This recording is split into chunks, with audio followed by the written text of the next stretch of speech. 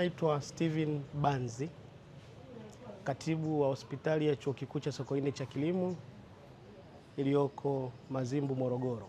Sisi ni wanufaika wa NHIF kwenye upande wa mikopo.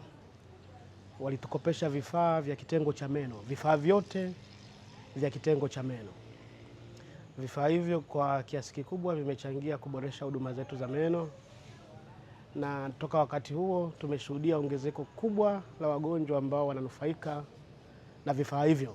Kweli ni rahisi, sisi kwa kuwa na mkataba na NHIF ulitosha kuwa dhamana kwetu kupata mkopo kutoka NHIF, na hata utaratibu wa urejeshaji wa mkopo huo ni rahisi kwa kuwa NHIF wanakata sehemu ya madai kidogo. Kwa hiyo makato ya mkopo huo yanakatwa moja kwa moja kupitia madai yetu tunayoyapeleka baada ya kuhudumia wanachama wa mfuko wa NHIF. Baada ya kupata mkopo huo kutoka NHIF wa vifaa vya matibabu ya meno,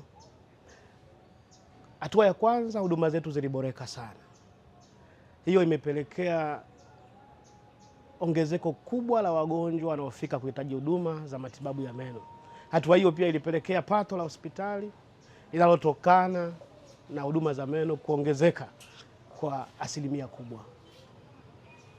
Tunapoelekea kwenye utaratibu wa bima ya afya kwa wote, tunatarajia mahitaji ya huduma, idadi ya watu wanaohitaji huduma mbalimbali za afya itaongezeka kwenye vituo vya tiba.